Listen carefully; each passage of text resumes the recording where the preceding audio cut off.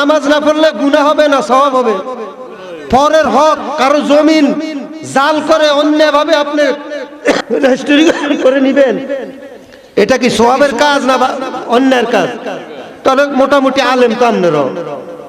তবে একটা কথা মনে রাখবেন, বলেন তো আজ পর্যন্ত কেউ কইছেনি যে প্রধানমন্ত্রীর চেহারার দিকে তাকাইলে গুনাহ সগীরা মাফ হয়, একজন এমপি সাহেবের দিকে তাকাইলে সগীরা গুনাহ মাফ হয়, একজন চেয়ারম্যানের চেহারার দিকে তাকাইলে সগীরা গুনাহ মাফ হয়?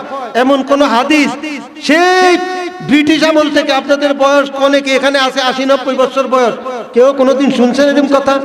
না। কিন্তু একজন হক্কানি রব্বানি আলেমের দিকে তাকাইলে আমার নবী বলছেন তার সগীরা গুনাহগুলি আল্লাহ মাফ করে দেয়। তা আপনারা এত সুন্দর করে আপনারা মাহফিল সাজাইলেন, জান্নাতের বাগান সাজাইলেন, আপনারাই জায়গায় জায়গায় দোকান পাটে জায়গায় জায়গায় আড্ডা দিতেছেন, এটা তো কিন্তু কাজটা সুন্দর হয় না বাবা। আরেক দিক দিয়ে আমরা কত, একদিকে জান্নাতের বাগান, আরেক দিকে কত বড় একটা চমৎকার, কত বড় ফজিলতের মাস। আজকে আমরা নামাজের জন্য যে আমরা কেমন নবীর উম্মত, এই যে নামাজ আনতে কি আমার নবী কোথায় গেলেন, আল্লাহ কিভাবে নিলেন, কোথায় গেলেন, কোথায় নিলেন, কিভাবে নামাজ আনছে, এগুলি আমাদের জানা দরকার আছে না? কিন্তু জানবো কমু কার কাছে, কার কাছে বলবো? নাই মানুষ। আল্লাহ যেন প্রত্যেককে এই জান্নাতের বাগানে আসার তৌফিক এনায়েত করে দেয়। সকলে বলি আমিন। আমি আমার মামুনদের দৃষ্টি আকর্ষণ করে বলছি, আমি দেখছি দোকানপাটে আপনারা এখন পর্দার ওয়াজ নাই, ঘুষের ওয়াজ নাই, সুদের ওয়াজ নাই, বিড়ির ওয়াজ নাই, কিচ্ছু নাই। কারণ কেন? এগুলির ভিতরে আমরা সকলে একভাবে না একভাবে জড়িত আছি। নলে পর্দা ফরজ, নামাজ যেমনি ভাবে ফরজ, পর্দা ফরজ কিনা? এই যে আপনারা উপযুক্ত মেয়েগুলি দোকানপাটে ছেড়ে দিলেন আর এখানে জান্নাতের বাগান সাজাইলেন, এটা কি ভালো কাজ হইল? না বাবা, এটা ভালো কাজ না।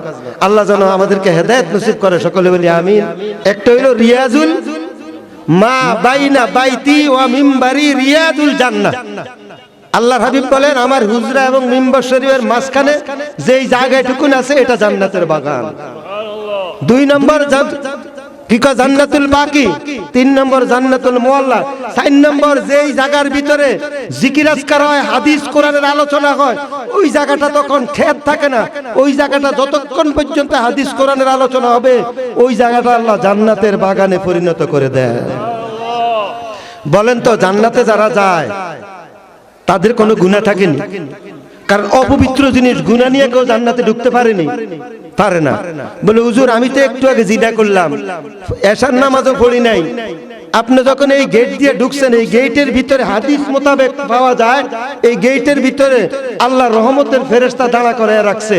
ফেরেশতারা জিজ্ঞাসা, বান্দা তো গুনাহ নিয়ে ঢুকতেছে, আল্লাহ ডাক দিয়ে কয় হে ফেরেশতা তোদেরকে দাঁড়ানি কেন করাইছি জানোস? বলে আল্লাহ আপনিই তো ভালো জানেন, আমার বান্দারা গুনাহ নিয়ে জান্নাতে যাবে, আমার নাম তো আর রহমান, আমি অতি দয়ালু, আমার বান্দারা গুনাহ নিয়ে জান্নাতের বাগানে যাবে, এটা তো আমি আল্লাহর রহমত, আল্লাহ রব্বুল আলামিনের কাজ তো এটা না। ফেরেশতারা বলবে আল্লাহ এখন আমরা কি করব? এ ফেরেশতারা আমার বান্দার গুনাহগুলি তোমরা বান্দার শরীর থেকে টেনে টেনে তোমরা এই গুনাহগুলি নিয়ে দাঁড়ায় থাকো, যতক্ষণ পর্যন্ত আমার বান্দাগুলি জান্নাতের বাগানের ভিতরে থাকবে, বেগুনাহগার হইয়া জান্নাতি মেহমান হইয়া তারা যেন জান্নাতের বাগানে বসে থাকতে পারে। যখন আপনি বের হয়ে যাবেন আল্লাহ ফেরেশতারা জিজ্ঞাসা, আল্লাহ এখন গুনাহ কি করতাম? গুনাহ কি তাদেরকে ফেরত দিতাম? আমার আল্লাহ বলে ফেরেশতা আমি তো আর রহমান, আমি ওই প্রভু, ওই মালিক, আমি যেখান বান্দার আমল থেকে গুনাহগুলি উঠাইছি আমি আল্লাহ আবার বান্দার ভিতরে গুনাহগুলি চাপাইয়া দিমু, এটা তো আমি রব্বুল আলামিনের কাজ হয় না। আমি তো আর রহমান, আমি বড় দয়াবান। এরে ফেরেশতারা রে, আমার বান্দা জান্নাতের বাগানে যেইভাবে নিষ্পাপ অবস্থায় ছিল, আমি চাই আমার বান্দা নিষ্পাপ হইয়া, আমি আমার বান্দাগুলিকে ক্ষমা করে দিয়েছি, তারা নিষ্পাপ হইয়া তারা যেন সকলে ঘরের ভিতরে যাইতে পারে। আল্লাহ গুনাহ কি করবি? এরে ফেরেশতা, গুনাহগুলি তোমরা সব জাহান্নামের দিকে নিক্ষেপ করে ফেলে দাও। আমরা সেই আল্লাহর বান্দা, সেই আল্লাহর বান্দা। আর এই রজনীতে 26 দিবাগত রাত্রে আমার আপনার আকা যেই নবী দুনিয়াতে আগমন তাশরিফ আনত, ইয়া উম্মতি উম্মতি বলে কেঁদেছেন, তায়েফের জমিনে পাথরের আঘাতে আঘাতে রহমাতুল লিল আলামিনের নুরানি জিসম মুবারক রক্তে রক্তাক্ত হয়ে গিয়েছে।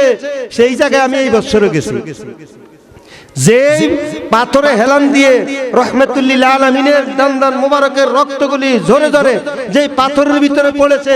যদি আল্লাহ নসিব করে কেউ যান তায়েফের জমিনে গেলে দেখবেন এখনো এইভাবে ঘেরাও দিয়ে রাখছে, ওই পাথরের ভিতরে এখনো আল্লাহর হাবিবের রক্ত মুবারকগুলি চিকচিক করে দেখা যাচ্ছে।